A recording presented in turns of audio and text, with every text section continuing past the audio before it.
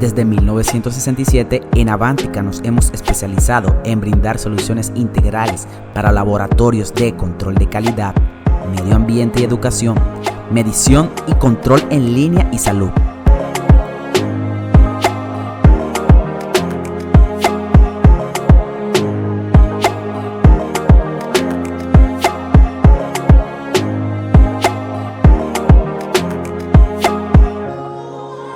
Asesoría y consultoría en requerimientos técnicos y normativos.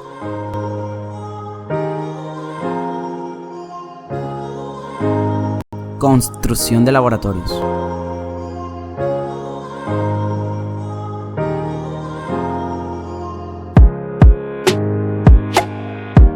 Diseño e ingeniería de laboratorios. Laboratorios móviles.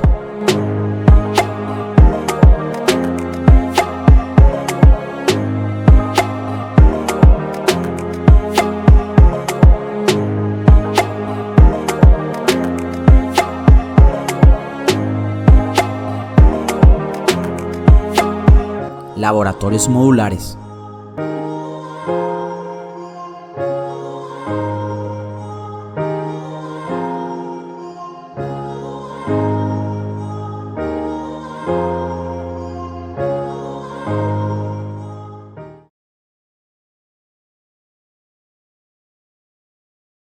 Bueno, buenas tardes desde Madrid a todos y muchísimas gracias, como decía Liliana, por acompañarnos en esta webinar y en esta presentación del mundo de los laboratorios. Como decía Liliana, llevo muchísimos años dedicado a diseñar espacios de laboratorio, instalaciones, grandes edificios, y hoy quería trasladarles así en un pequeño espacio de tiempo un poco un resumen de todos los conocimientos y sobre todo un resumen de todas aquellas dudas que cuando los usuarios o, en algunos casos, arquitectos o ingenierías tienen a la hora de desarrollar un laboratorio, nos han ido trasladando, o por lo menos yo he ido recogiendo, de cuáles son aquellos problemas o dudas o aquellas cuestiones que es más importante tener en cuenta a la hora de iniciar ese trabajo. Los usuarios, efectivamente, se ponen en manos de los estudios de arquitectura, lo cual es correcto, pero tienen que tener una serie de conocimientos y una serie de cuestiones encima de la mesa que siempre es bueno a la hora de efectivamente desarrollar ese diseño o ese proyecto del laboratorio, además bajo unas determinadas normas y con unos productos lo mejor posible, en concreto el mobiliario. Entonces, lo que voy a hacer es intentar agrupar en una serie de cuestiones, una serie de puntos muy rápidos, todo aquello que yo he ido recogiendo a lo largo de muchos años y que si yo tuviera que hacer, como he hecho en este caso, una guía de qué puntos conviene tener en cuenta a la hora de desarrollar un laboratorio, pues saldría algo parecido a esta presentación que vamos a hacer. Este trabajo que tienen aquí es útil no solo para usuarios, sino también para personas de estudios de arquitectura, ingenierías, es decir, gente que no sea su mundo habitual o su entorno habitual el mundo del laboratorio y, sin embargo, se vean en la tesitura de tener que desarrollarlo. Entonces, hemos estructurado el trabajo fundamentalmente en 3 puntos. Primero, lo que es proyecto laboratorio, es decir, cuando alguien, ustedes, cualquiera de ustedes, un usuario, un arquitecto, le encargan o tiene que desarrollar su laboratorio o un laboratorio para una universidad y él es el jefe de departamento o un laboratorio para una empresa química como jefe de I+D, qué es lo que tiene que ponerse encima de la mesa y qué es lo que tiene que ir anotando y qué problemas tiene que tener en cuenta a la hora de desarrollar una instalación adecuada de laboratorio, donde el mobiliario forma una parte, pero es una parte más de una serie de cuestiones que hay que tener en cuenta. Muy importante, porque no nos olvidemos que el mobiliario generalmente dentro de una instalación de laboratorio es, primero, una parte muy importante de la inversión y, segundo, es una parte que está directamente relacionada con su ergonomía y con el confort del usuario. Con lo cual, teniendo en cuenta que generalmente las horas que se pasan en un laboratorio son muchísimas, es importante que el tamaño y la calidad de la inversión y la calidad del mobiliario y la calidad del laboratorio en sí sea lo más alta posible, porque como digo, y ustedes, si hay investigadores dentro del foro que nos acompañan, pues saben que pasan muchísimas horas ahí, muchas veces más que en casa. Con lo cual, es una inversión a tener en cuenta y a darle el valor que requiere. Bien, proyecto, producto y finalmente servicio, creo que son los 3 puntos importantes a la hora de desarrollar una instalación de laboratorio correcta. Vamos con el primero, Liliana. Vamos a ver qué son aquellas cuestiones que a la hora de desarrollar un proyecto hay que tener en cuenta y que ustedes, aunque no sean especialistas en el desarrollo de una instalación de laboratorio, sí deben tener en cuenta. Como digo, realizar un buen proyecto, elegir un buen mobiliario y contar con un buen servicio. Vamos para adelante, Liliana. Realizar un buen proyecto implica tener en cuenta una serie de cuestiones que las voy a intentar resumir en 4 o 5 puntos. Primero, a la hora de desarrollar una instalación de laboratorio, tengo que tener en cuenta primero las condiciones espaciales de la sala o espacio que vamos a amueblar o que vamos a dotar de equipamiento para el laboratorio. ¿Qué tengo que tener y qué me tengo que apuntar? Primero, la altura de techos. A partir o por debajo de 2,30, 2,50 empiezo a tener problemas con cabinas de extracción, con cabinas de flujo laminar, con conductos, en fin. La altura por debajo del falso techo generalmente no debe ser menor de 2,50, 2,60 y si tengo cabinas de extracción tiene que ser superior. Pero simplemente menciono aquí la altura de techos como un dato espacial importante que ustedes tienen que anotar en ese cuaderno que tienen que tener a mano a la hora de diseñar un laboratorio. Condiciones de luminosidad. Tengo ventanas, ¿no? ¿Qué condiciones tienen? Tengo que abrirlas, tengo un sistema de ventilación que me va a impedir o no necesito abrir esas ventanas, con lo cual eso condiciona muchas veces el mobiliario. La existencia y condiciones de climatización del laboratorio, siempre vinculadas con las cabinas de extracción. Tengo que calcular un volumen de entrada de aire y tengo que calcular un volumen de salida si tengo cabinas de extracción o otros equipos que extraigan. Con lo cual, las condiciones de climatización, que luego se las resolverá efectivamente el estudio de arquitectura y la constructora, pero sí ustedes es un factor que a la hora o como usuarios de esos laboratorios es importante que tengan en cuenta. Los recorridos y localización de los conductos de servicios y de extracciones. Los laboratorios se diferencian claramente de otras instalaciones por el número de conductos y instalaciones que tienen. Tienen gases de diferentes tipos, nitrógeno, argón, helio, tienen agua, tienen electricidad, tienen datos. Todos esos elementos hay que llevarlos al laboratorio, tienen que tener unos recorridos y dentro del laboratorio tienen que ir vinculados. Antes se vinculaban a la infraestructura, a las paredes, hacían rozas, ahora ya no y se vinculan directamente al mobiliario. Este es uno de los grandes avances que ha habido en el mundo mobiliario y uno de los aportes que hemos hecho los mueblistas a los laboratorios. Hemos cogido todas esas infraestructuras que había de servicios y las hemos incorporado a nuestro mueble. ¿Para qué? Y luego lo veremos, para que si en un futuro tenemos que cambiar ese mobiliario a otros espacios o llevárnoslos de ahí, no tengamos el impedimento o tenga que cambiar el mobiliario, no tenga el impedimento de los servicios, porque ya va vinculado con el mismo mobiliario.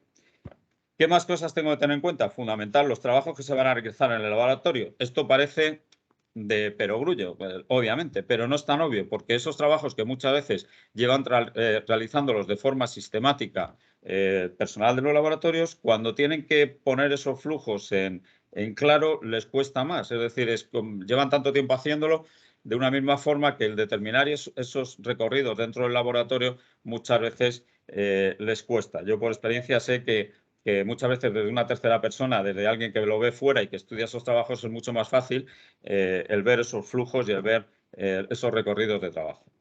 Hay que ver esos flujos de trabajo, ustedes tienen que ponerlos y tenerlos en cuenta a la hora de de diseñar el laboratorio y el mobiliario. Dependiendo de los productos que utilicen, hay que determinar las superficies de trabajo más adecuadas, luego lo veremos. Si voy a utilizar un tipo de ácidos o qué tipos voy a trabajar, necesito unas superficies de trabajo. Ojo, entre paréntesis, las superficies de trabajo son el 30% de la inversión en mobiliario, con lo cual es muy importante elegirlas bien. El tipo de mueble que vamos a utilizar, las necesidades de almacenamiento, si voy a utilizar armario de ácidos y bases, armario de inflamables, qué tipo de muebles, qué tipo de capacidades y dónde los voy a situar. ¿Dónde los voy a situar? Para que me cumpla esos flujos de trabajo. Esto, insisto, que parece algo obvio y que sería fácil, suele ser complejo. Necesidades de equipos especiales, si voy a tener cabinas de extracción, si voy a tener mesas de balanza, si voy a tener equipos de peso que tengo que poner encima de las mesas. Todo eso tienen que anotarlo para, con todo lo anterior que hemos visto, las condiciones espaciales, doy un paso más, determino los trabajos y los voy ubicando en esas condiciones especiales para ir avanzando hacia un proyecto, digamos, completo. Seguimos, Liliana. Fundamental, ¿qué equipos van a utilizarse? Condiciones especiales de los mismos, necesidades de servicios que tiene cada uno de los equipos. Si voy a tener cromatógrafo de gases, qué servicios lleva, si es de líquidos, si voy a tener un HPLC, ese tamaño de los equipos tengo que ubicarlo. Hay tamaños de mucho volumen que tengo que buscarles un sitio especial. O hay equipos que necesitan una ventilación o que necesitan unos fluidos especiales. Todo eso hay que ubicarlo y todo eso nosotros, los que hacemos mobiliario laboratorio y los que hacemos ingeniería de proyectos, como en este caso Avántica, tenemos que ubicarlos dentro de ese laboratorio. Pero los que conocen esos equipos y las necesidades de esos equipos son habitualmente las personas que están más directamente vinculadas con el laboratorio, es ustedes. Necesidad de mobiliario especial para equipos especiales. Hemos hablado antes de mesas de balanzas para balanzas. Hay mesas especiales para catas, para análisis sensorial. Todo eso hay que tenerlo en cuenta y hay que ubicarlo. Y todo ese mobiliario para todos esos trabajos específicos tenemos nosotros luego que posicionar. Y otra cosa, al final, no, pasa anterior, Liliana. La anterior, por favor.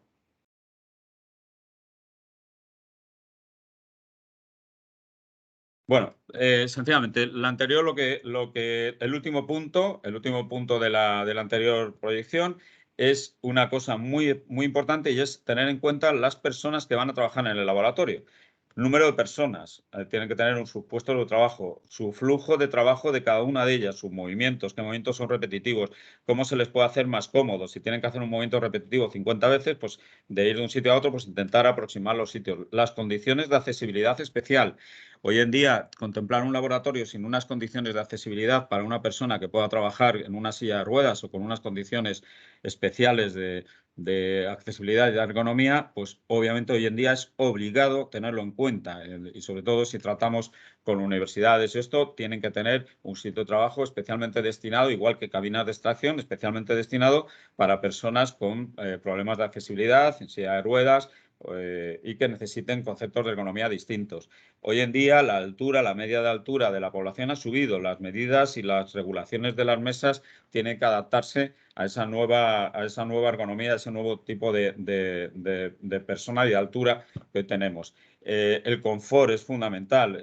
Tenemos que facilitar, y hoy en día el mobiliario tiene que facilitar al máximo posible el trabajo de esas personas. Con lo cual, el tener en cuenta a esas personas, saber su número, su trabajo y si en algún momento determinado, porque es un laboratorio donde ya llevan las mismas personas trabajando un tiempo, podemos hasta conocer las condiciones especiales de cada una de ellas, todo eso ayudará a que el proyecto parta desde una buena base y sea positivo desde el principio.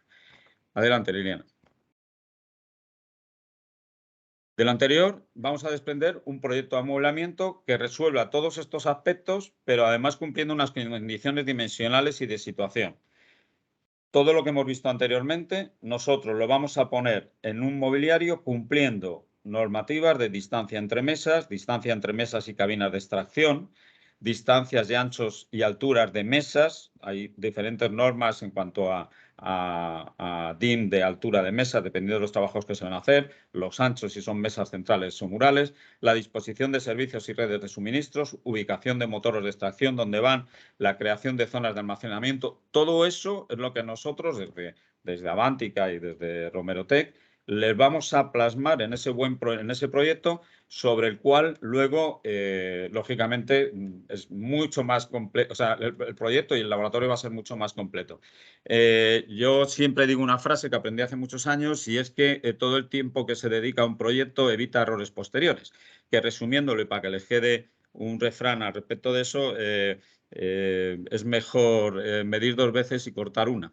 Entonces hay que medir muchas veces, hay que pulir mucho el proyecto para que al final salga bien.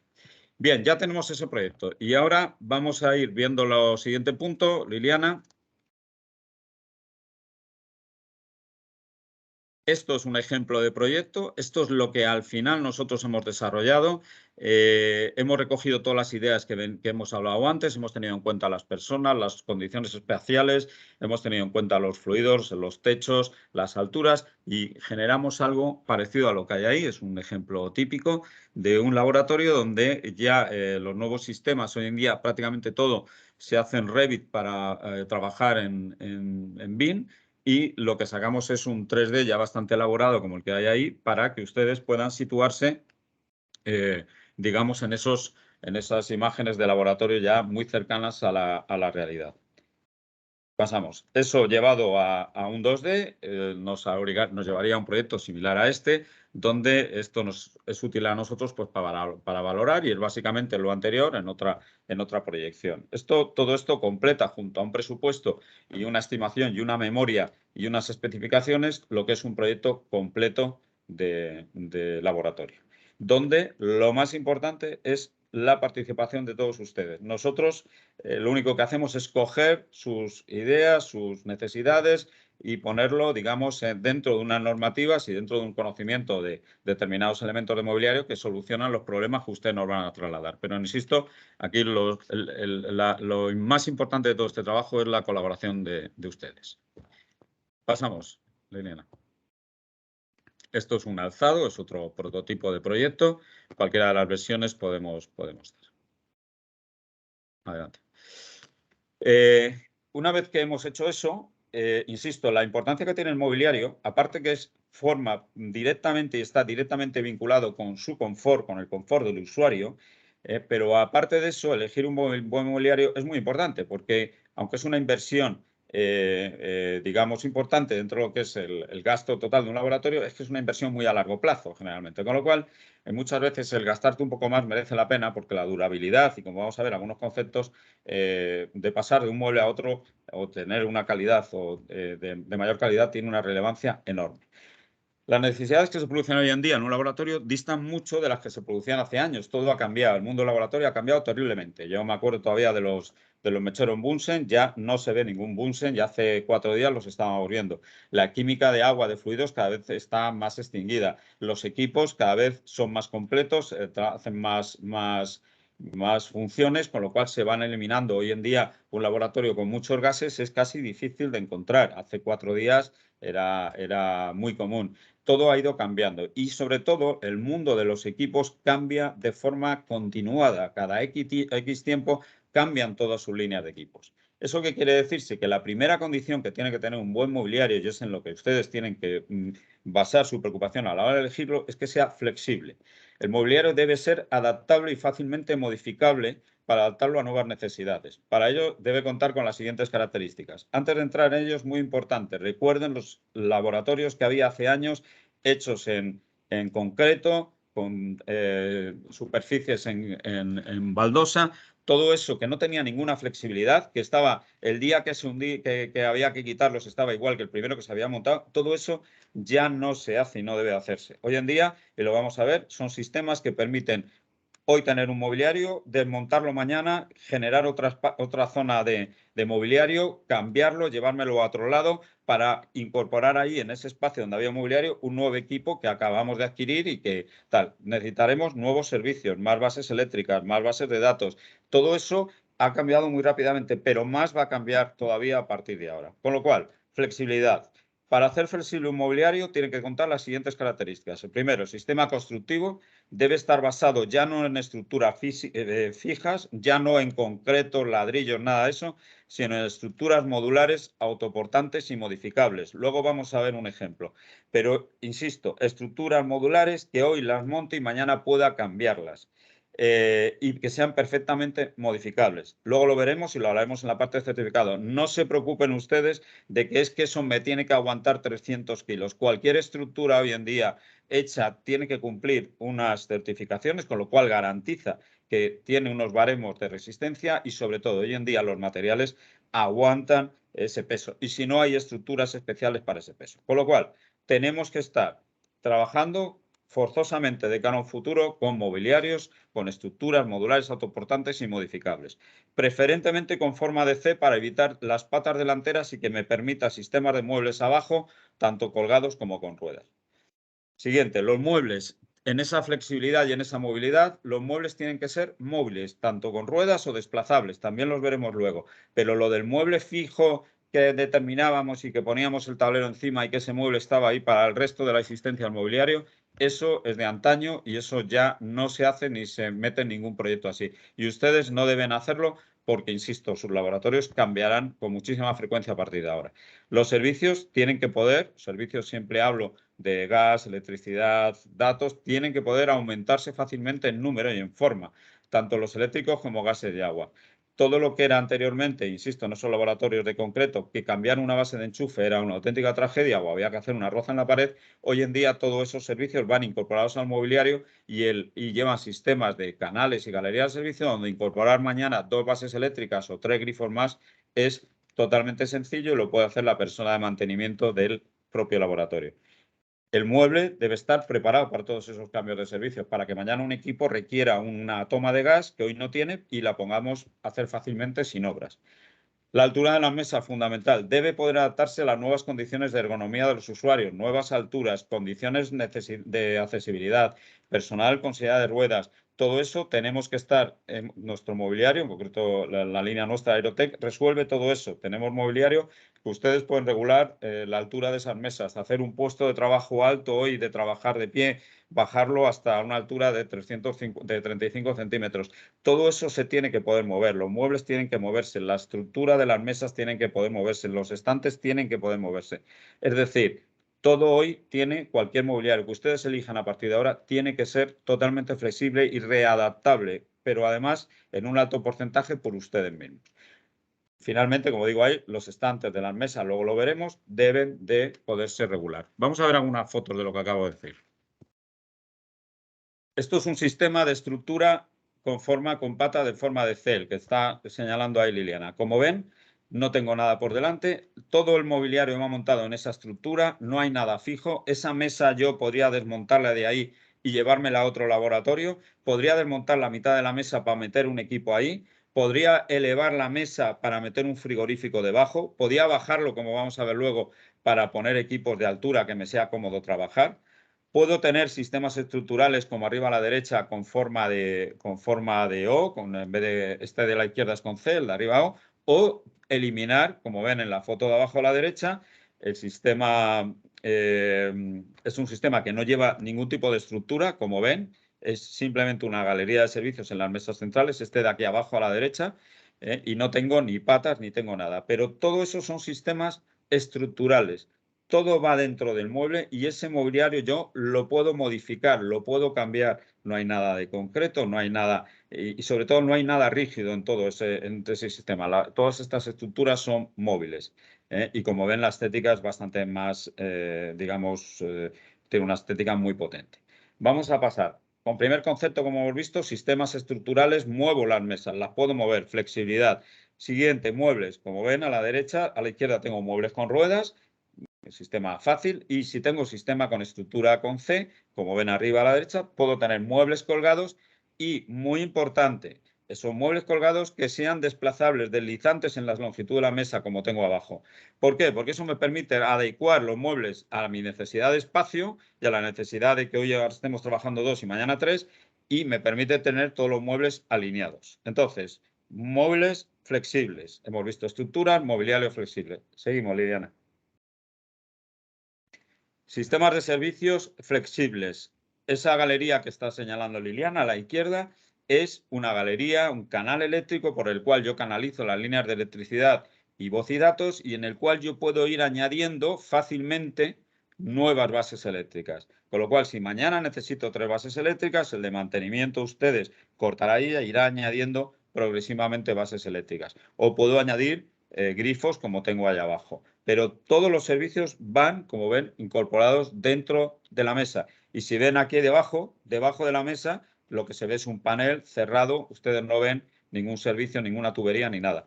En la foto de la derecha es el sistema de paneles intercambiables de servicios que donde van las bases eléctricas y los grifos y tal, van en paneles que se desmontan. Entonces yo puedo desmontar los paneles, cambiar esos paneles de sitio o poner paneles nuevos, con lo cual puedo incorporar en un futuro nuevos servicios. Pero lo importante que vean aquí es el concepto de modificación de todo ello. Podemos modificar las mesas con las estructuras, podemos modificar los muebles con muebles móviles y podemos modificar electricidades, fluidos y tal, fácilmente con estos sistemas nuevos de incorporación de servicios. Y además, como vamos a ver en la siguiente, podemos adaptar, simplemente por terminar, también podemos poner sistemas de servicios, como ven, en el techo, arriba. Por eso es importante tener en cuenta todo esto a la hora de hacer el proyecto, para llevar todos los servicios por arriba, tener mesas con ruedas abajo y bajar los conductos de fluidos, de líneas eléctricas desde el techo. Con lo cual, cuando yo recojo el laboratorio, subo las líneas y todo queda perfectamente recogido. Y además puedo llevar los servicios a zonas complicadas. Continuamos. Continuamos, Liliana. Y como he dicho antes, adecuar ese mobiliario a las personas. Aquí estamos viendo que este tipo de muebles podemos regular las mesas en altura fácilmente, desde 35 centímetros, como ven a la izquierda, hasta eso podría ir subiendo el tablero hasta prácticamente 1,20 m. Por ejemplo, lo de arriba es para poner equipos especiales. La foto a la derecha es para bajar una mesa y adecuarla a una persona con silla de ruedas. Entonces, ese sistema con estructura en forma de C, sin patas delanteras, me permite regularlo en altura y adecuarlo a las necesidades de cada persona, de cada usuario, o a determinados trabajos especiales o equipos de mucho tamaño que haya que ponerse encima de las mesas. Con lo cual, tengo mesas que las puedo modificar y además las puedo modificar, aunque no las cambie de sitio, las puedo modificar en su altura. Seguimos, Liliana. Qué pena, José María. Me permito hacer una observación en este momento, y es que este cambio de altura lo pueden hacer los mismos usuarios, es decir, no es necesario que venga un personal especializado a realizar ese cambio, sino que los mismos usuarios pueden hacer esa adaptación, porque es muy sencillo de hacer. Es sencilla, sí. Adelante, esta y la siguiente. Bien, dentro de esa hemos visto flexibilidad y tiene que ser duradero. El mobiliario les va a durar muchos años y por eso la cantidad y la inversión y el cuidar esa inversión es importante. Los materiales de construcción del mobiliario deben ser de primera calidad y diseñados para una vida útil, larga. ¿Eso qué quiere decir? Los aceros tienen que ser laminados en frío, con recubrimiento epoxi-poliéster. Dimensiones y grosores de tubos de todas estructuras deben ser adecuados para el trabajo y para la resistencia de carga. La eliminación de elementos de aglomerados de madera tradicional, el típico aglomerado, hay que eliminarlo de los laboratorios porque tiene muy mal resultado, tiene un envejecimiento malo. Se sustituyen por elementos o bien de acero o bien de fibras de alta densidad, de DM. Los sistemas de unión de estructuras deben ser de gran solidez. Esas estructuras deben llevar a unos sistemas de ajuste y de unión sólidos. Los perfiles estructurales y de las repisas tienen que ser de gran grosor, tienen que ser perfiles suficientemente resistentes para aguantar el peso de los estantes y de los armarios que van arriba. Y las superficies de trabajo deben ser adecuadas para los trabajos que se van a realizar, es decir, deben estar pensadas y estudiadas. Hay que ver muchas veces hasta mesa por mesa dentro de un laboratorio para determinar cuál es la superficie más adecuada. Luego, además de flexible, tiene que ser duradero, y para ser duradero tiene que tener una serie de materiales y una serie de detalles de construcción que me garantice un periodo de vida largo. Bien, el siguiente, vamos a ver alguna foto de esto. Liliana, por favor, la siguiente. Mirad, ahí podéis ver sistema de construcción del sistema de estructura en C que hemos visto antes. Y esta foto yo la suelo enseñar para que veáis que no solo es una pata, sino que lleva un marco, un caballete, debajo de la superficie de un tubo de mucho grosor que sostiene el tablero, sujeta el tablero y da consistencia a la mesa. En la foto de la derecha podéis ver, además de eso, la parte de atrás de las mesas, estos tapatuberías que llamamos, son registrables, se pueden mover y por detrás de ahí van todos los servicios, tanto los fluidos, gases, como electricidad. La electricidad se llama por la canaleta. ¿Qué pasa con esto? Yo lo cierro, queda todo tapado, no veo nada por delante, no veo tuberías, no veo desagües, no veo nada, y el día que la persona de mantenimiento quiera acceder a ello, puede acceder. La facilidad de acceder a todas estas líneas de servicios me favorece el buen trato del mobiliario. Es decir, no hay que hacer movimientos, no hay que deformar el mobiliario, no hay que hacer maniobras complicadas que pueda deteriorar el mobiliario y, por lo tanto, me alargará la vida útil del mueble. Y, sobre todo, calidad en todos los materiales, grosor de estructuras, perfiles de mucho grosor, en fin, lo que hemos comentado. Vamos a pasar a la siguiente. Liliana, aquí. A ver, en superficie, no, vamos a la anterior. En superficie de trabajo, que es una pregunta muy común a la hora de diseñar un laboratorio, no hay ninguna que valga para todo. Importantísimo este detalle. No hay ninguna superficie de trabajo que valga o cumpla para todos los trabajos que se hacen en los laboratorios. Por eso es muy importante tener claro qué trabajos se van a hacer. Viendo así las que hay, les pongo las 4 más comunes, por lo menos en Europa. Hay algunas más, pero estas son las más comunes y las de mejor resultado.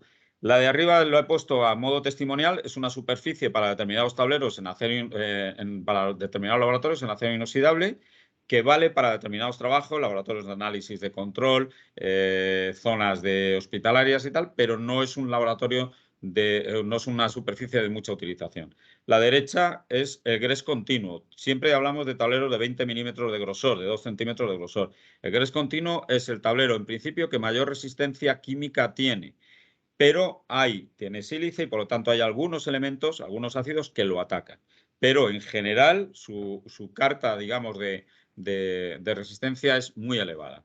El de abajo de la izquierda es un granito negro Sudáfrica, es tan oscuro porque tiene poco sílice y por lo tanto tiene bastante resistencia a los ácidos. Es muy bonito, queda muy bien y tiene una resistencia bastante buena. Pero si vamos a trabajar con un ácido que ataque el sílice, atacará el granito. Y finalmente, el más común, el más, digamos, polivalente para todo tipo de trabajo es el de la derecha, que es la resina fenólica.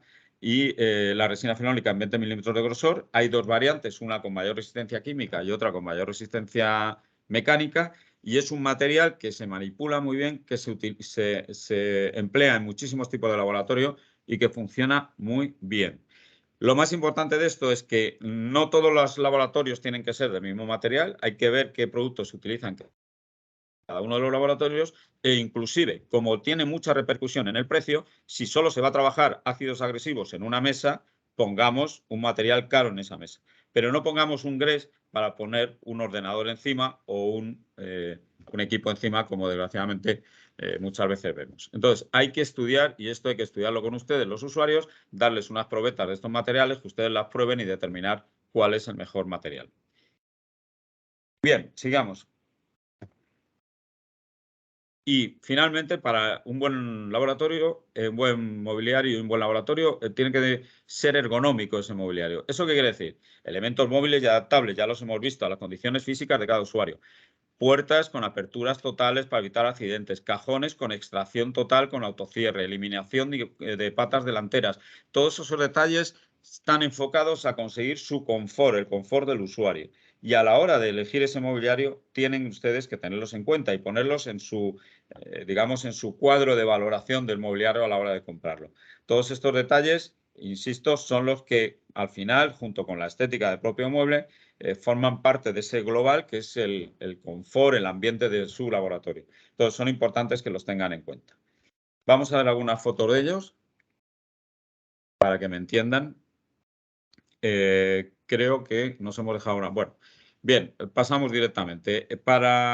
Y finalmente, un mobiliario tiene que ser seguro. Concepto totalmente básico hoy en día. Para que un mobiliario sea seguro, además de cumplir con todo lo anterior que hemos visto, que todo va enfocado a conseguir una mayor resistencia, durabilidad, una mayor ergonomía y, por lo tanto, una mayor seguridad, el mobiliario debe cumplir con unos requisitos de resistencia, durabilidad y seguridad dictados en una norma de carácter internacional establecida por un organismo público normalizador.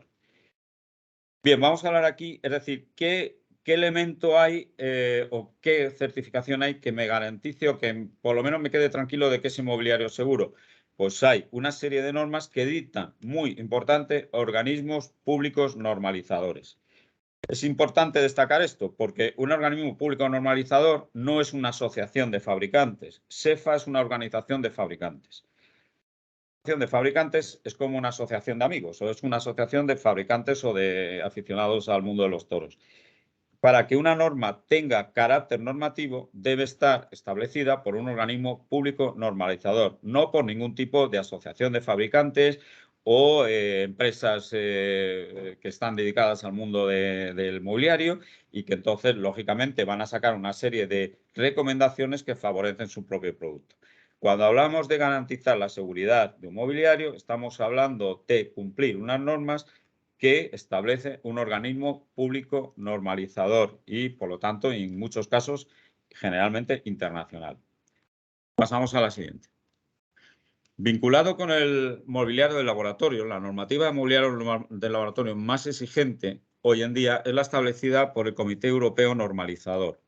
En Europa se trabajan varias normas, se trabaja la British Standard vinculada con cabinas de extracción, pero la más estricta en cuanto a normativa de mobiliario de laboratorio es la establecida por la CEN, que es el Comité Europeo Normalizador, y que respecto al mobiliario de laboratorio, porque la CEN, el Comité Europeo Normalizador, emite muchas normas de otros tipos de productos, respecto al mobiliario de laboratorio, tiene dictadas las siguientes normas. La EN 13150, cuyo título es para mesas de laboratorio, dimensiones y requisitos de seguridad y métodos de ensayo. La N 16121, mobiliario de almacenamiento de uso no doméstico, es decir, aquí está cualquier mueble que no se usa de forma doméstica, requisitos de seguridad, resistencia, durabilidad y estabilidad. La EN 14175, exclusiva para las cabinas de extracción de gases, y la EN 14470 para armarios de seguridad y productos inflamables. La CEN, a través de sus organismos colaboradores en cada país, organismos acreditados, hace que determinados laboratorios sean acreditados para poder determinar que un producto cumple esas normas y que, por lo tanto, cumple la norma la 13150. Son laboratorios especializados que deben tener una acreditación hecha bien por la CEN o por sus organismos colaboradores. De esa forma, ese laboratorio puede acreditar que un producto cumple lo anterior. Pasamos a la siguiente. La forma de certificar un mueble, si está diseñado y cumple los requisitos de una norma, es someter una unidad del mismo, es decir, en este caso nosotros desde Romerotec mandamos una unidad de mueble, de mesa, de una medida estándar, de las 3 o 4 medidas estándar que hay, de 90 centímetros, de 1,20, de 1,50, de 1,80, las mandamos a un laboratorio acreditado donde realizan los ensayos determinados por la norma para determinar que esa mesa que hemos llevado cumple con unas condiciones de resistencia al peso, con unas condiciones de resistencia al rayado, con unas condiciones de resistencia al golpe horizontal, con unas condiciones de resistencia al peso en sus estructuras superiores. Es decir, se hace el laboratorio acreditado una serie de ensayos en esa unidad que cada uno de los fabricantes de nuestras mesas llevamos ahí. Por ejemplo, para certificar la norma 16.121, que habla de los muebles de uso no doméstico, lo que hacen es coger, nosotros llevamos un mueble y le hacen 250.000 aperturas de puerta, es decir, le hacen un ensayo, y 250.000, que son 250.000 aperturas de cajones, que es un ensayo, y le hacen un ensayo de resistencia al peso. Cuando han sacado esa lista de ensayos y en todos el mobiliario que se ha llevado a certificar ha dado un resultado positivo, si la muestra, como pongo aquí, de mobiliario cumple y supera los ensayos, el laboratorio acreditado emite un certificado de ensayo de ese elemento. Es decir, emite un certificado donde dice que las mesas tal de la serie Romerotec o la serie que sea de mobiliario tal, cumple con la norma 13.150 en base a los siguientes ensayos. Es decir, la forma de certificar que cumple es hacer unos ensayos a unas unidades de mesa. Queda así certificado que una mesa fabricada con ese sistema estructural o un mueble de la serie similar a la que se ha presentado el ensayo cumple con esa norma. Y ese certificado tiene vigencia hasta que se cambia la serie de las mesas o se cambia el sistema constructivo o se cambia el tipo de mueble.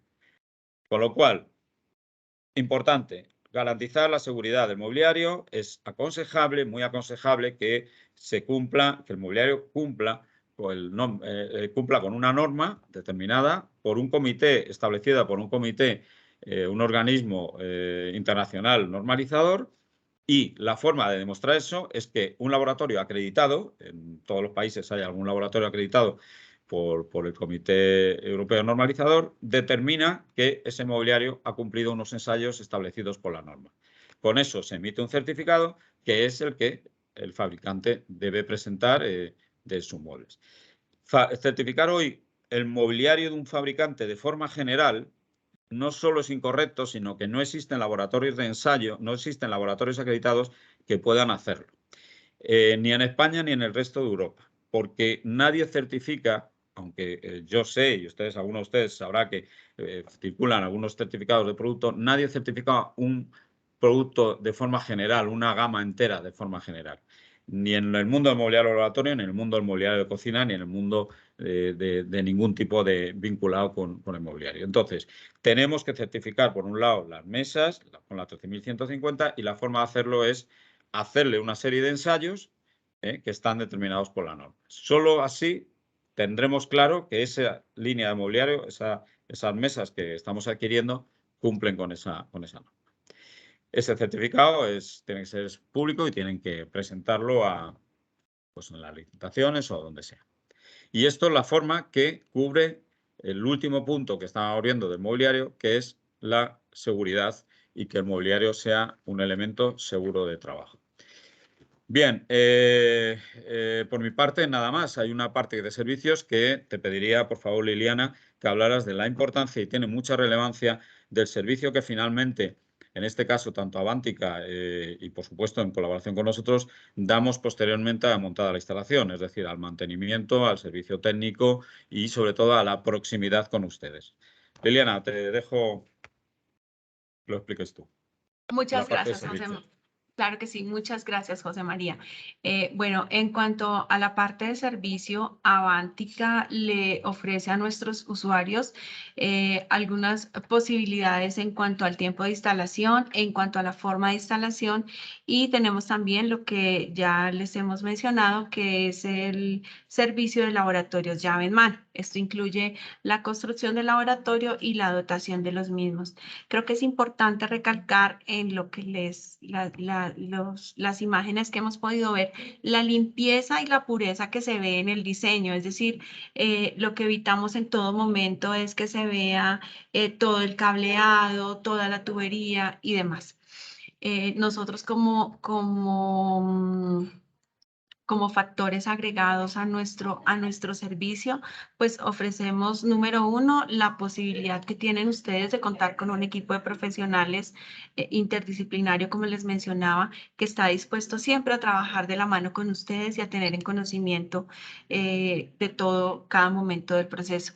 Además, estamos implementando dentro de nuestra metodología de trabajo, la metodología BIM, que es una metodología usada en construcción para hacer construcciones inteligentes.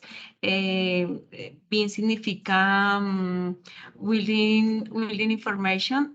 Lo que hacemos es que optimizamos los recursos tanto de dinero como de tiempo del proyecto para poder ejecutarlo de la mejor manera posible. Eso quiere decir que nuestros muebles se arman de manera inteligente, quedan instalados de manera inteligente para que sea aún más fácil para el usuario poderlos manejar. De igual forma, lo que tenemos también como valor agregado son unas capacitaciones en cuanto a manejo de mobiliario para el personal que labora dentro del mismo. Esto con el fin de que no vayamos a tener algún tipo de problemas o de postventa debido a una falta de capacitación, de que se usen ácidos o químicos que puedan ser corrosivos para el tipo de mobiliario que se escogió y demás. Nosotros hemos desarrollado proyectos a lo largo y ancho del país. Tenemos, por ejemplo, la Universidad de la Costa, donde desarrollamos 7 pisos de mobiliario de laboratorio y no hemos tenido esto fue hace 4 o 5 años, no hemos tenido que tener servicio postventa porque ha sido tal la calidad que tenemos y el empeño que tenemos en que nuestro producto sea el mejor. Nosotros nos convertimos en aliados estratégicos de nuestros usuarios y clientes para poder dar el mejor servicio. No sé, hasta aquí la intervención. No sé si hay algunas preguntas que William nos haya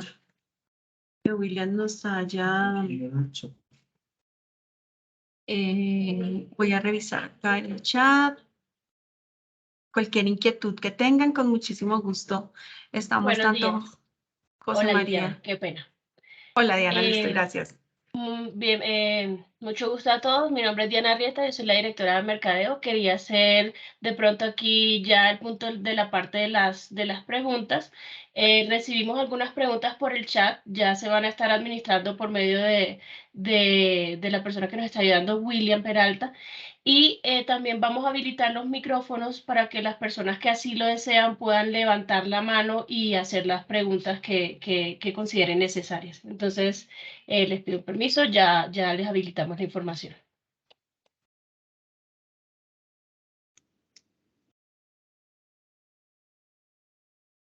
Ok, señor José, la señorita Jennifer Rodríguez pregunta que qué material utilizan para la fabricación de los modulares. Bien, si se está refiriendo a lo que es el sistema estructural, eso es tubo de acero de 60 por 30 por 2 milímetros de acero laminado en frío con recubrimiento muy importante, recubrimiento de resina epoxi poliéster. El recubrimiento de resina epoxi poliéster no es un pintado normal. Un pintado normal en un laboratorio no vale.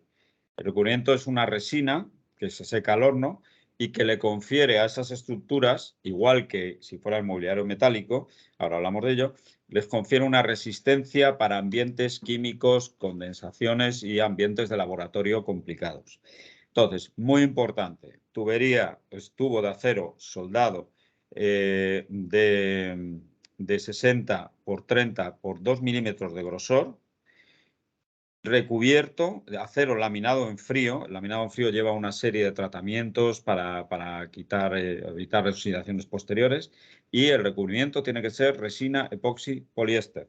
No vale otro tipo de pintura. Nosotros tenemos mucha experiencia en el tratamiento de muebles de acero y no vale cualquier otro tipo de tratamiento que no sea la resina epoxi poliéster. No tiene la calidad que debe tener para un laboratorio. Tenéis que tener en cuenta que, aparte de trabajar en muchas zonas con humedad, trabajáis en ambientes que muchas veces tienen ciertas condensaciones y tal. Con lo cual, ese recubrimiento, como digo, es importante que lo pongáis ahí en rojo: resina epoxi poliéster. Y la estructura, si te refieres a eso, te lo acabo de explicar. Acero laminado en frío con recubrimiento de resina epoxi. Ok, perfecto. El señor Juan Pablo Arias pregunta, ¿cuál es la altura recomendable para mesas para trabajo de pie y sentado? Bien. Aquí, Juan Pablo, no es una recomendación, es una norma. Se trabaja, es una norma que es la DIN, que se trabaja, es una norma un poco anticuada ya, y que de hecho están ahora haciendo ciertas variaciones porque la altura generalmente poblacional está subiendo y estas dimensiones siguen desde hace muchos años. Lo normal es que sean 750 de alto la mesa para trabajar sentado. La mesa para trabajar de escritorio en una silla baja es 75 centímetros, lo pongo en centímetros, y para trabajar de pie o con taburete alto, 90 centímetros. La altura de 75 la modificó DIN hace unos años y, curiosamente, no sé por qué, la bajó. En vez de subirla, la bajó a 72. Con lo cual, estamos moviéndonos en altura para trabajar en escritorio de 72 a 75 y para trabajar de pie o con taburete alto de 90 centímetros.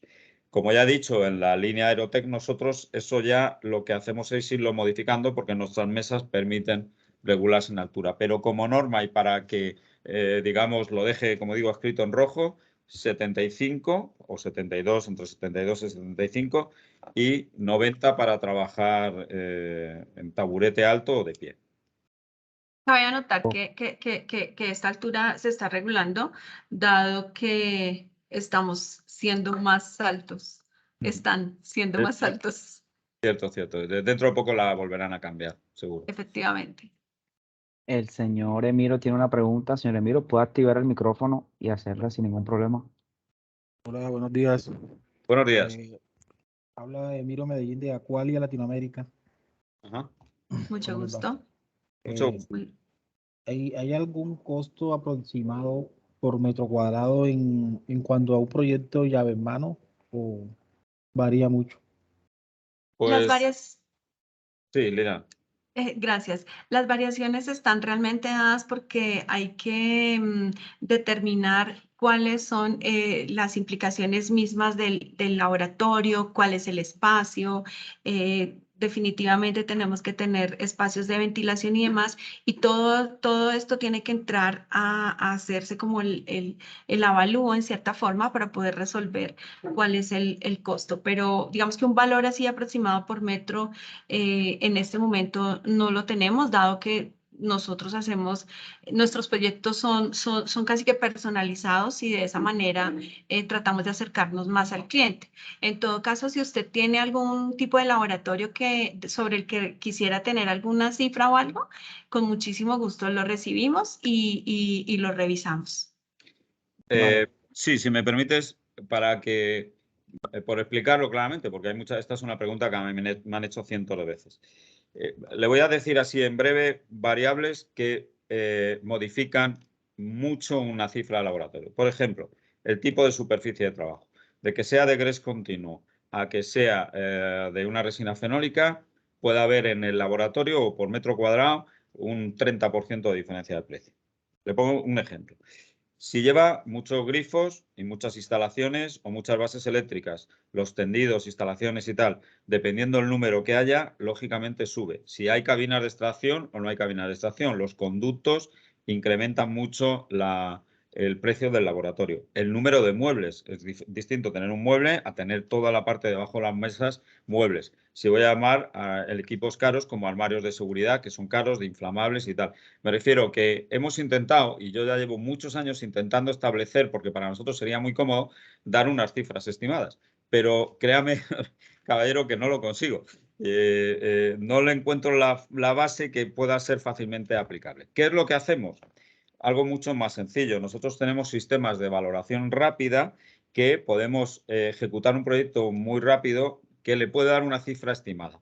Pero para eso tenemos que ubicarlo en un espacio que usted nos dé y nos diga, mira, yo quiero amoblar este laboratorio, hacerme una distribución y sobre eso podemos echar algún número. Si no, créame que llevo muchos años intentando poder dar una cifra por metro cuadrado, porque para eso sería para mí maravilloso.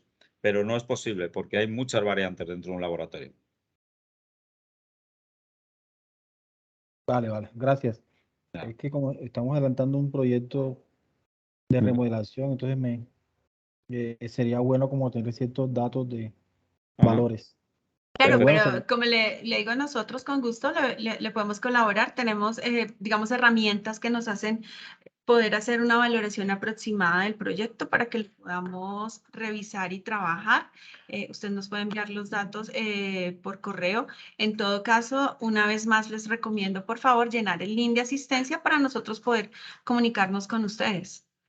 Para Fernando, si queremos tener un dato al rompe, podemos decir que lo que nos cueste hoy un metro cuadrado de construcción, podemos hablar entre un 30 y un 35% si lo queremos entregar adecuado, como para tener un dato así más o menos si quieres tener algo referente.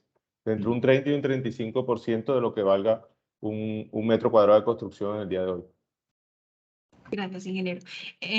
Veo acá que el señor Juan Pablo Arias nos está preguntando acerca del tema de las sillas en cuanto a la normatividad, que si deben ser con espaldar, con descansabrazos, con ruedas y demás. En cuanto a esto, hay una normatividad que está recientemente, que está saliendo, y esta sí estipula que las sillas deben ser con espaldar. En cuanto al descansabrazos, todavía no existe una uniformidad en cuanto al concepto, pero sí se están solicitando que sean con espaldar por ergonomía. Como les digo, la ergonomía es bastante importante en el laboratorio para poder, obviamente, trabajar cómodamente. Entonces, sí, en este momento tienen que ser con descansabrazos. Detalle importante y solo el único consejo que le puedo dar al respecto del tema de sillas es que un laboratorio es un espacio de alta peligrosidad, está conceptuado así en Europa. Entonces, todo material que metan dentro de un laboratorio, llámese silla, llámese tal, que tenga un cierto volumen, tiene que tener unas condiciones o debería tener unas condiciones de resistencia al fuego. Entonces, a la hora de sillas, taburetes y tal, que los materiales que utilicen sean materiales resistentes al fuego y muy importante, que no emitan, cuando ardan, que no emitan digamos, productos tóxicos o lo que sea. Hay algunos plásticos, polietilenos y tal, que pueden ser peligrosos en ese sentido. Gracias, José María. Nos está preguntando el señor José Fernando Cobo, en Cali, ¿qué servicios tenemos y cuál sería el número de contacto? En Cali tenemos los mismos servicios que tenemos a lo largo y ancho del país, como ya les hemos explicado. El encargado de esta zona es el diseñador industrial Javier Bolívar.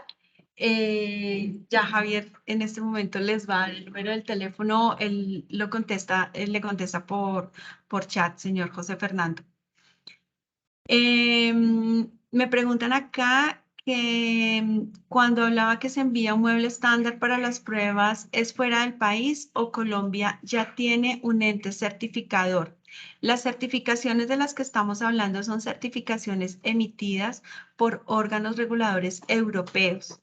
Colombia no tiene un ente regulador para este tipo de mobiliario y las normas que realmente aplican son las normas UNE, como les explicó José María. Tal vez sí, José María nos hace como una pequeña ampliación al respecto. Sí, efectivamente no es un tema no es en Colombia, ni en Perú, ni en países en Sudamérica existen empresas o laboratorios que hagan certificaciones de productos de mobiliario. Generalmente estos se hacen en Europa, casi todos los países tienen laboratorios acreditados, en España hay 3 o 4, y hay un organismo que es ENAC, por ejemplo, en España, que es el organismo asociado a la CEN, al organismo certificador. ENAC es su elemento, su ente asociado, y ENAC tiene acreditado en España pues 4 o 5 laboratorios, no muchos por país. En Alemania hay también, está TÜV y hay alguno más, en casi todos los países de cierta relevancia tienen. Entonces, esto se certifica efectivamente en Europa. Esas certificaciones son europeas.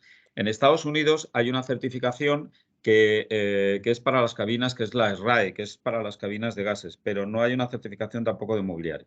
Certificación como tal de un comité o un organismo, como hemos dicho antes, público certificador. Aquí es importante que nos quede claro el concepto de que lo que se certifica es un modelo, un prototipo del mueble que se está haciendo y no el mueble como tal. Es decir, no hay una certificación de producto, sino lo que tenemos es una certificación de ensayo que indica que ese producto, que ese mobiliario cumple con determinadas o soporta determinadas cargas o determinado manejo dentro del laboratorio. No existe en el planeta una certificación de producto como si la certificación de ensayo a ese producto. Creo que es importante que eso nos quede claro. Sigo aquí con las preguntas. En cuanto a las superficies, ¿la resina fenólica no es adecuada para qué tipo de aplicaciones o esta se acomoda a cualquier aplicación? Sí, la resina fenólica tiene, a ver, en el 95% de los trabajos que se hacen en un laboratorio, la resina fenólica funciona bien. Para gases, por ejemplo, muy agresivos, tipo sulfúrico, a un 90%, puede efectivamente atacarle. Le puede atacar la llama, pero como ya casi no se utilizan Bunsen, pues prácticamente no es un problema. Y luego hay algunos tintes, como el azul de metileno y tal, que lo mancha un poco, pero no ataca en sí la base del material. Entonces es un material bastante polivalente. Ojo, hay 2 tipos. Hay uno que, digamos, tiene una mayor resistencia química y otro que tiene una resistencia mecánica mayor. Mecánica me refiero que es más duro a la hora de arañarse y tal. Hay laboratorios que utilizan, no sé, me estoy acordando, por ejemplo, uno que utilizaba boles de porcelana para diferentes tinturas. Y entonces, al arañar los boles en los tableros, en la superficie, pues, digamos, la resina fenólica más preparada para la resistencia química lo aguantaba más. Tuvimos que ir a la otra. Pero yo diría que para un 95% de los trabajos de un laboratorio es un material muy válido, muy bien de precio, está muy bien, se manipula muy bien, se corta bien, se adecua muy bien a las circunstancias de la obra, pues al que haya una bajante, que haya que ajustarlo con una ventana y funciona muy bien. No obstante, lo mejor que pueden hacer eso, lo que yo siempre recomiendo, es que les enviemos una probeta de ese material y le hagan una prueba con los materiales más agresivos que trabajen. Ojo, esas pruebas deben tener un cierto protocolo. No se trata de echarle una gota de ácido el viernes e ir el domingo o el lunes a ver qué ha pasado, porque eso no hay ningún material que lo aguante. Me refiero que estamos tratando, y ustedes lo pueden probar, pues echar un ácido, el que sea, y generalmente cuando hay un vertido en un laboratorio, pues a los 5 o 10 minutos la gente se da cuenta y lo limpia. Ha habido veces que me han dejado, pues eso, una gota de sulfúrico en un tablero y lo han dejado una semana. Eso no hay tablero que lo aguante. Entonces, la resina fenólica funciona muy, muy bien y le recomiendo que la pruebe y le mandaremos un tablerito, un trozo para que lo vean por allí. Funciona bien. Ajá. Dice acá, preguntan si existe alguna restricción de color para mobiliario, más en cuanto a mesones y demás. Realmente esto obedece más en muchos casos a la imagen propia que tiene la entidad que esté haciendo el diseño, a su imagen corporativa. Me voy a tomar en este momento, voy a mostrarles casos de laboratorio de colores, por decirlo de alguna manera, para que lo, permítanme por favor un momentito, para que se den cuenta que podemos ser sumamente versátiles en el tema de colores y demás en cuanto al laboratorio. Tal vez acá. Tal vez acá. Este, por ejemplo, es un laboratorio que se montó en una universidad. Por favor, me corriges, José María. Y este es el Imperial College de Londres. Ajá, el Imperial College de Londres. Como se dan cuenta, no hay restricción en cuanto al color que se quiera manejar. Las superficies, digamos que en muchos casos se usan blancas porque es más fácil visualmente algún tipo de manejo con los elementos químicos que se están teniendo en cuenta, etcétera. Pero en cuanto al material y demás, no existe, en cuanto a los colores, no existe restricción de que tiene que ser blanco puro o demás. Esta es una cabina que me encanta porque es una cabina que permite tener, por ejemplo, estudiantes al lado y lado esta es una cabina para la universidad, permite tener estudiantes al lado y lado de la cabina y eso hace que sea muy fácil el aprendizaje. Este mobiliario también, estas superficies, por ejemplo, son más grises, más oscuras que el resto. Entonces, no existe ningún tipo de restricción en cuanto al color que se deba tener. Voy a continuar. El señor Oscar tiene una pregunta, si puede activar el micrófono, señor Oscar. Sí, señor, muy buenos días. Yo quisiera hacer una pregunta. Quisiera adquirir, vamos a instalar un mobiliario, quisiera tener la prueba de la resina y preguntar más sobre el espesor de la resina. ¿Cuál es el espesor ideal para un laboratorio? O sea, Pues, ya que he visto en las cotizaciones, me cotizan sobre 12 milímetros y 19 milímetros. O sea, no sé en qué va el espesor. Muchas gracias. a ver, le explico, Óscar. El espesor más utilizado, más corriente y que estéticamente le va a quedar mejor es y que no tiene una relevancia especial en el precio, el grosor del material.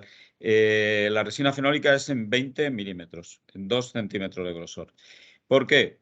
Pues porque ese tablero en ese grosor me confiere, digamos, tiene la medida justa para no tener un peso excesivo y me confiere una solidez a la mesa. Visualmente, cuando yo miro el laboratorio, veo un perfil de tablero adecuado y es la medida que se utiliza en el 99,9% de los tableros, en grés continuo, en resina fenólica, en inoxidable, en todo. Es lo más corriente y lo normal. ¿Qué es lo que ocurre? Que fabricantes de resinas fenólicas han empezado a disminuir, hay otros grosores, o sea, hay resinas fenólicas hasta de 6 milímetros que se utilizan para las bandejas de los estantes, para los petos antisalpicaduras en los fregaderos, es decir, se utilizan para otros usos, existen, o para, digamos, las traseras, los petos de las mesas y tal.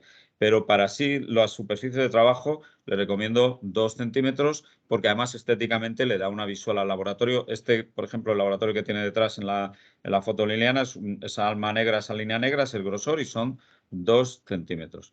Le recomiendo eso. Si usted pone un tablero, una resina fenólica de 12, visualmente eso va a ser muy fino, le va a quedar, no le va a gustar, le va a quedar desagradable a la vista.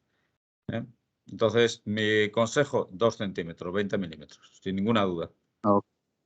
Muchas gracias. Y Listo, no hay, resuelto. no hay mucha diferencia de precio, ¿eh? No, que no digan que Ok. así se ahorra, porque ahí no es, en el grosor no está la diferencia. Ah, ok, perfecto. Sí, es que estaba cotizando un mobiliario y pues me ofrecían diferentes espesores en la resina fenólica. Por Sí. eso, a esa va la pregunta. Muchas gracias, muy gentil. Gracias a usted. Aquí estaban preguntándonos cómo está validado nuestro mobiliario por el INVIMA de acuerdo a las normas de buenas prácticas de laboratorio en Colombia. Ok, nosotros nos regimos por la norma 17025, que es la norma que rige las buenas prácticas de laboratorio en Colombia.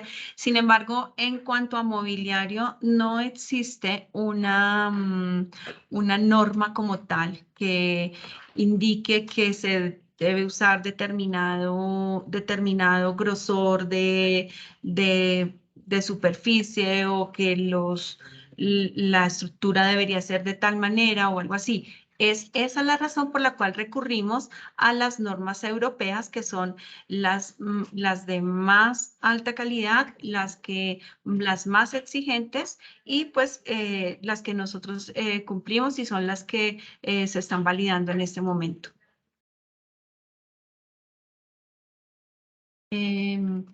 Me preguntan acá, ¿cómo es la resistencia térmica? ¿Cómo se comportan los materiales ante un matraz con agua hirviendo, por ejemplo, que se deje en el mesón? No, depende del tablero, pero la resistencia térmica, vamos a ver. Cualquiera de estos materiales, la resina, por supuesto, los grés, granitos y esto nada. Y una resina fenólica, estamos hablando a partir de 280, 300 grados, 300 y pico grados. O sea, no tiene mayor problema con un matraz de agua hirviendo para nada. Ni siquiera con una estufa, ni con placas de estas de calor.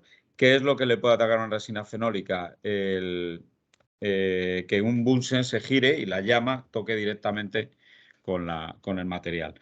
Pero eso ya hoy en día prácticamente los bunsen no se utilizan. O sea que tenemos que, me refiero que la calidad térmica, resistencia en un trabajo normal de un laboratorio, cualquiera de esos materiales que hemos visto, lo tiene. El material peor que hay para resistencia térmica es el Corian. El Corian, nosotros tenemos muy mala experiencia porque el Corian efectivamente sí suele deteriorarse cuando tiene contornos o entornos o placas que tienen cierta temperatura. A partir de 200 grados, el material se empieza a amarillear si es un blanco.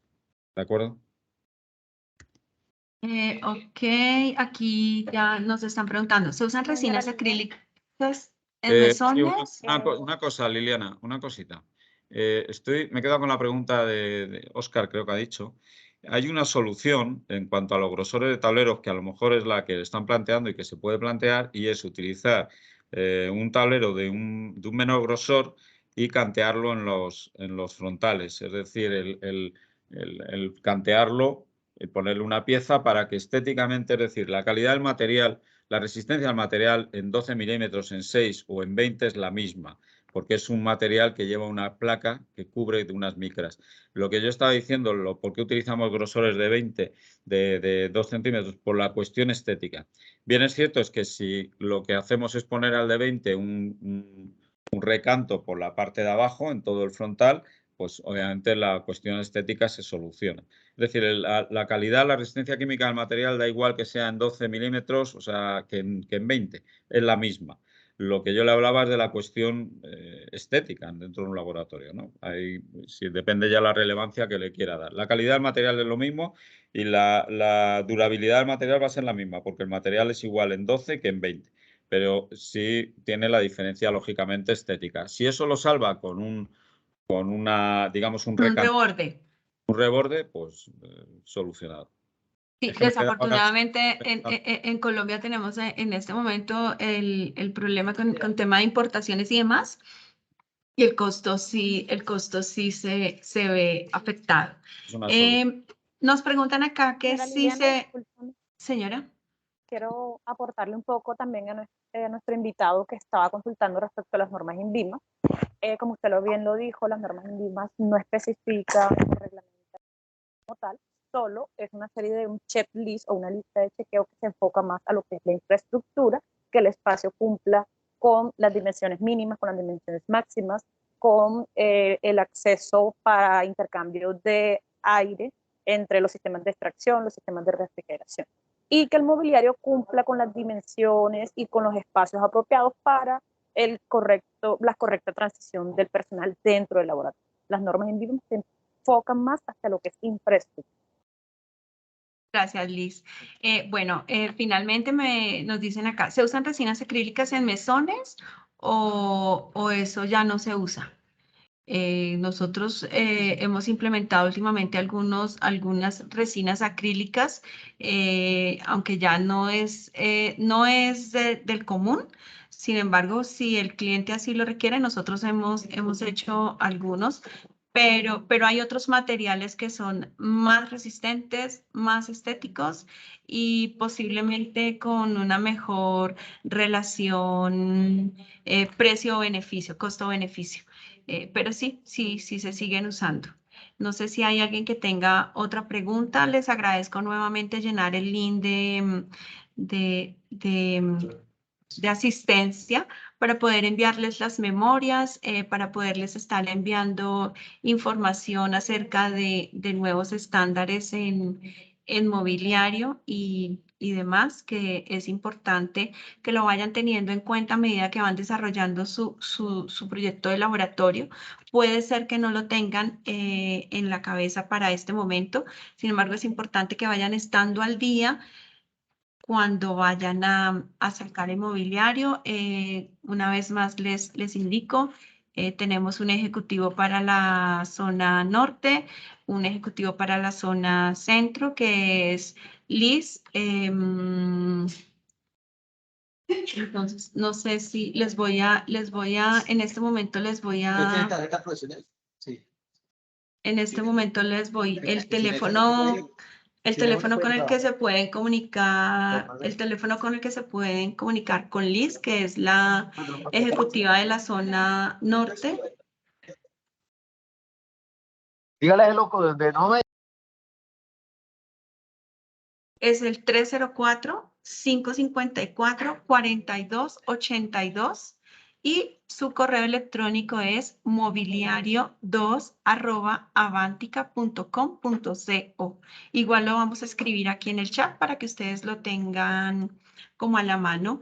Y tenemos el ejecutivo de la zona centro que atiende también la ciudad de Cali, que nos estaba preguntando uno de nuestros invitados. El teléfono de Javier es 300-797-0622 y su correo electrónico es mobiliario2@avantica.com.co. Nuevamente los vamos a dejar en el chat. No sé si alguien tenga una última pregunta, algún comentario que quieran hacernos. Yo, qué pena, tengo otra pregunta. Estaba revisando y hay otras normativas, me parece por ahí una normativa CEPA, creo que es europea. ¿Esa también es aplicable para el tema de laboratorios? O sea, Claro que sí. La normativa CEPA es una normativa, es una regulación, digamos, es una normativa americana. Sin embargo, no es una normativa de orden estrictamente... Sí, si me permite, Liliana, se lo voy a explicar a Óscar. CEFA es una asociación de fabricantes y empresas vinculadas con el laboratorio. Ahí es una asociación que en concreto la empresa que yo dirigía antes participó en su creación.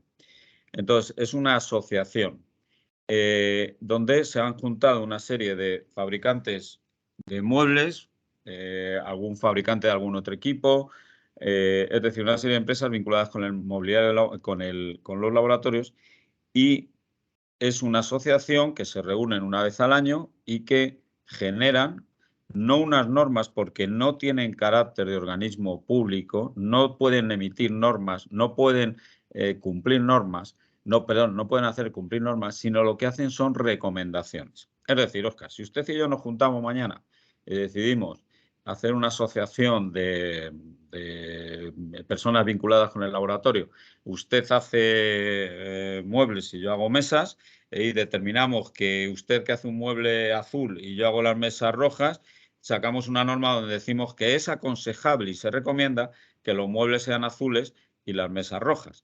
Y usted y yo estamos haciendo unas recomendaciones como fabricantes y como a una asociación de fabricantes donde no podemos normalizar, no podemos emitir normas, no podemos certificar nada, y lo que estamos haciendo, porque somos muy vivos, usted y yo, es emitir unas recomendaciones. Eso es SEFA. SEFA es una asociación de fabricantes donde cualquier fabricante que pague por pertenecer a SEFA, pertenece a SEFA. Va a la reunión una vez al año, participa y emite o expone pues que las mesas, puesto que todos los fabricantes que estamos en SEFA deben tener unas condiciones especiales, y eso lanzamos esa recomendación. Pero SEFA no es un organismo público normalizador, no tiene nada que ver con la CEN que hemos visto ahora o con las normas ARRAE, que son normas normativas públicas. SEFA es una asociación de fabricantes vinculados con el laboratorio. Hay de mobiliario y algún otro fabricante más.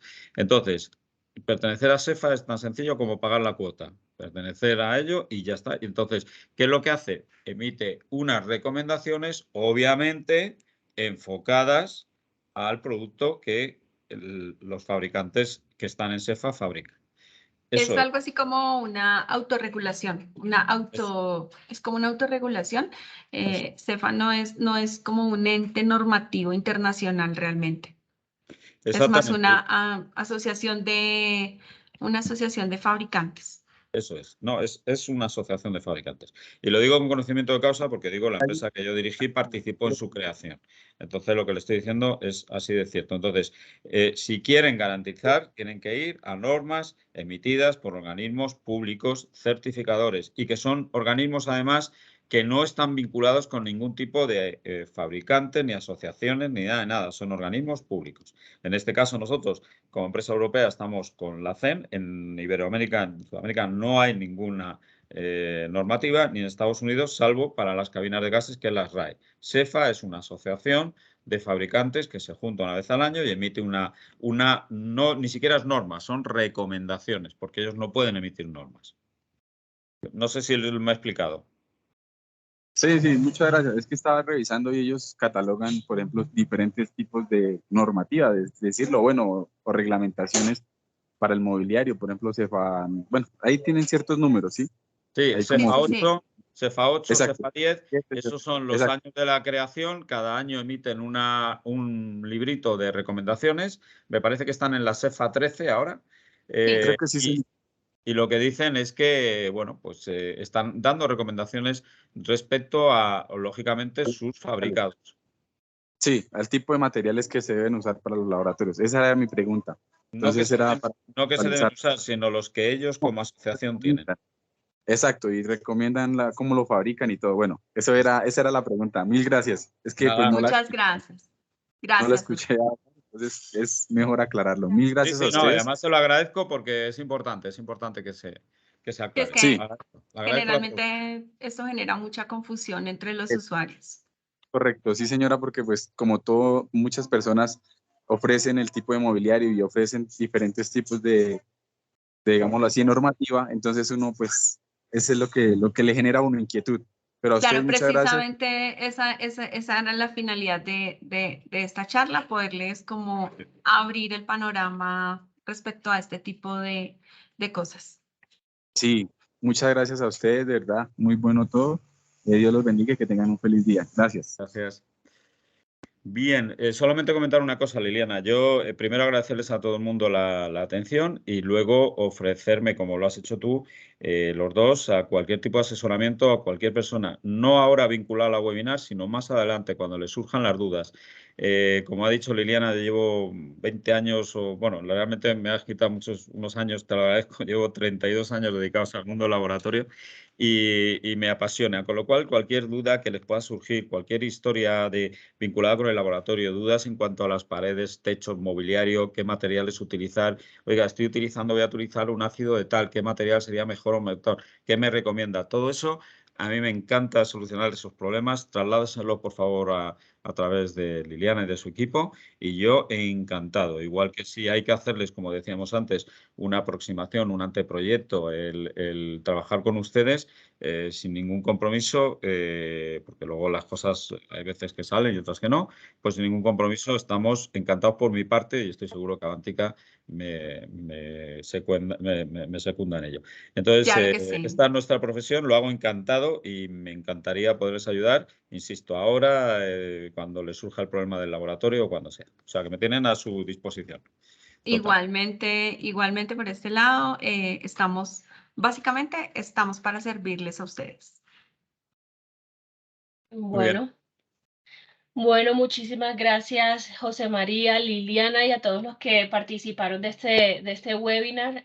Muchísimas gracias por su participación. Queremos recordarles, por favor, diligenciar el enlace de registro, o sea, de asistencia aquí al webinar.